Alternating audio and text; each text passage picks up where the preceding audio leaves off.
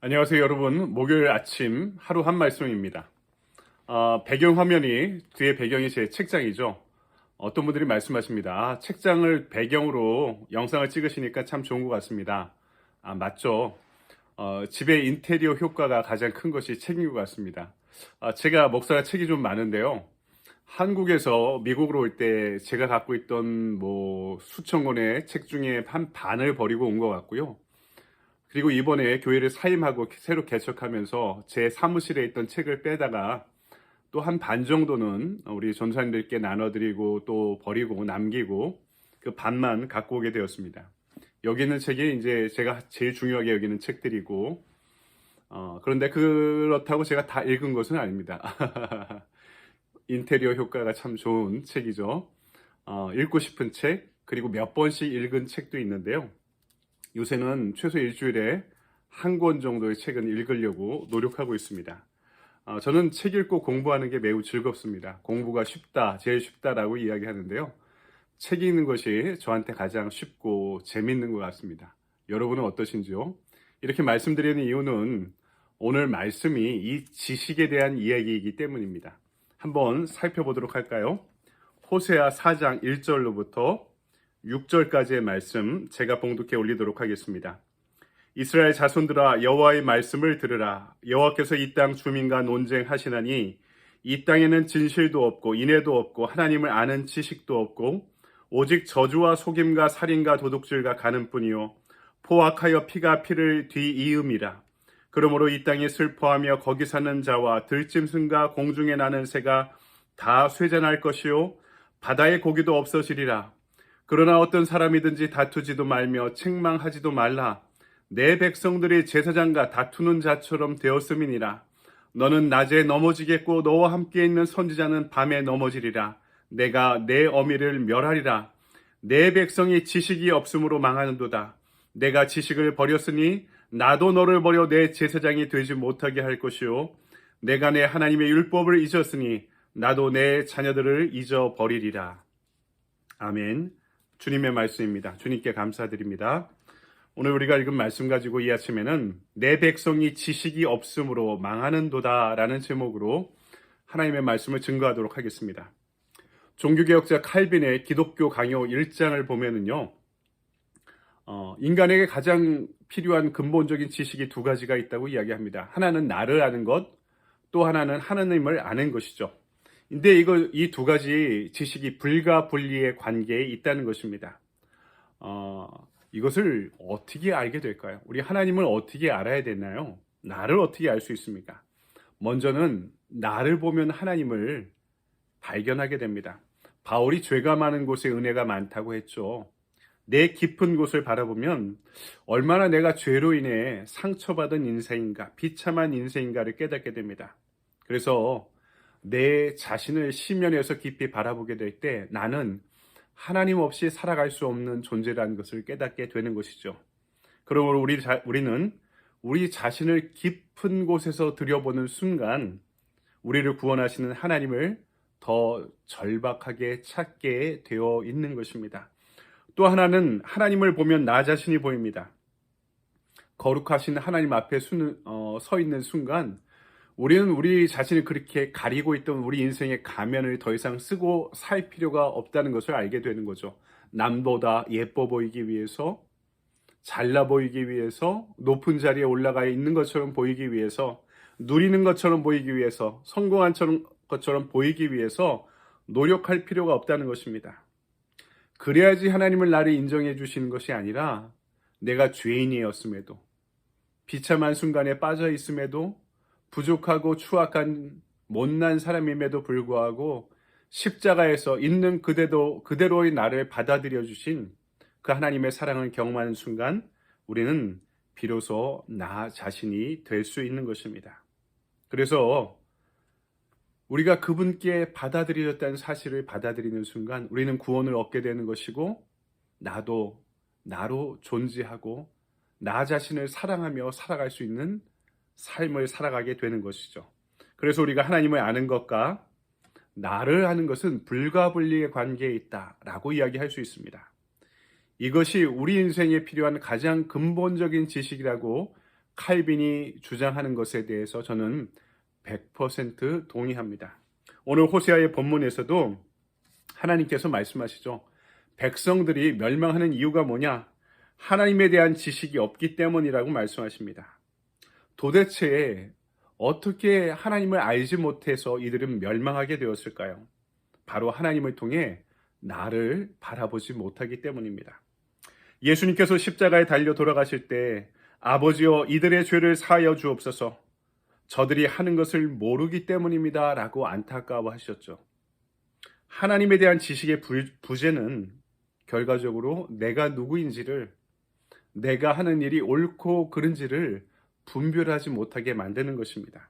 하나님을 모르니 그분의 자녀로, 그분의 제자로 부름받은 내가 이 땅에서 어떻게 살아야 될지를 알지 못한다는 것입니다.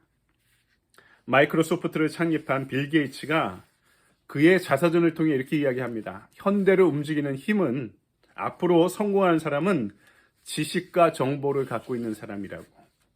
지식과 정보를 갖고 있는 사람, 그것을 통제할 수 있는 사람이 부와 권력을 거머쥘 것이라고 일찍이 예견했습니다. 맞습니다. 지금은 챗 GPT 같이 AI로 세상에 우리가 파악할 수 있는 지식과 정보가 흘러 넘치고 있습니다. 하지만 이렇게 지식과 정보의 과잉과 홍수의 시대에 살면서도 이 세상에 점차로 잃어가고 있는 지식과 정보가 있죠. 하나님이 누구이신가? 나는 누구인가? 하는 것입니다. 과학이 이제 발전하면서 신의 영역까지 침범하고 있다고 이야기하지만 정작 과학적 발견의 주체인 나 자신이 누구인지를 묻지 않고 있습니다. 당연하죠. 지식의 영역에서 하나님을 추방해 버렸기 때문입니다. 여러분, 이것이 바로 이스라엘이 멸망에 가는 이유였다고 오늘 성경이 말씀하고 있습니다. 그들을 부르시고 해방시키시고 계약을 맺으셨던 하나님을 잊어버리니 이스라엘이 우상을 섬기고 하나님의 도를 멀리하게 된 것입니다. 제일 최우선적인 지식, 하나님에 대한 지식을 갖지 못하게 될 때 모든 사람이 인생의 문제를 해결할 수 없게 된 것이 당연한 것이죠. 세상이 잃어버린 또 하나의 지식은 바로 하나님에 대한 지식, 하나님의 은혜에 대한 지식입니다. 요새는 컴퓨터로 클릭만 하면 이 네트워크와 또 첨단 기술이 지배하는 세상에서 모든 것을 할 수 있다고 착각합니다.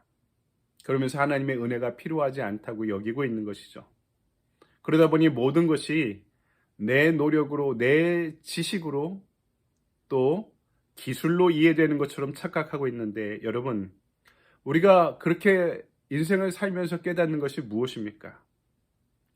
은혜 아니면 내가 살아갈 수 없는 존재라는 것을 깨닫지 않습니까? 지금까지 내가 산 것도, 내가 은혜로 세상에 존재하고 오직 은혜로 내일을 살아갈 수 있다는 것을 우리가 신앙의 연수가 더해갈수록 발견하게 되지 않습니까? 은혜를 모르면 어떻게 됩니까? 내가 하다 성공하면 더욱더 교만해질 뿐이고 내가 하다 실패하면 더욱더 절망할 뿐입니다. 하나님의 은혜면은 실패한 순간에도 일어날 수 있는 것이고, 하나님의 은혜면은 성공한 순간에도 하나님의 영광을 드러내며 살아갈 수 있게 되는 것이죠. 이 하나님의 은혜를 체험할 수 있기에 우리는 이 세상에서 하나님의 몸된 교회를 찾을 수 있는 것입니다. 왜냐하면 하나님이 피로 사신 교회를 통해 그 은혜를 깨닫게 하셨기 때문입니다. 그래서 이 땅의 교회가 건강해져 가야 되는 이유가 여기에 있죠.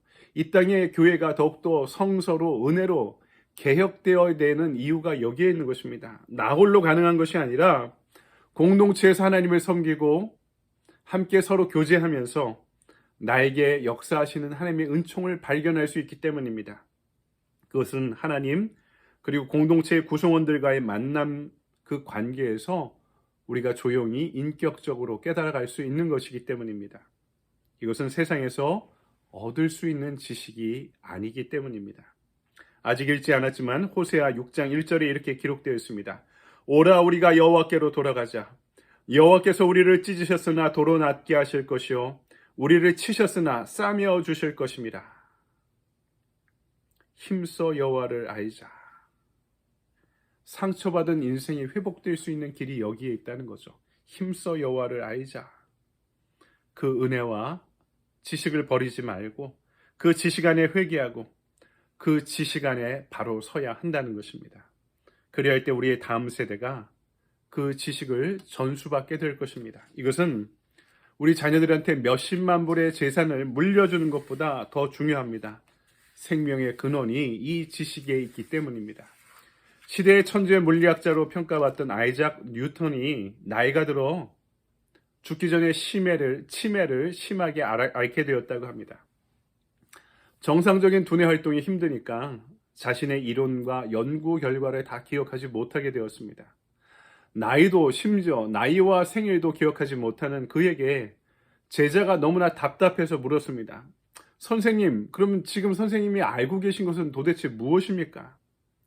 치매를 앓으면서 죽음을 기다리던 이 뉴턴의 대답은 지금까지 우리에게 중요한 지표 그리고 감동적인 명언으로 남고 있습니다.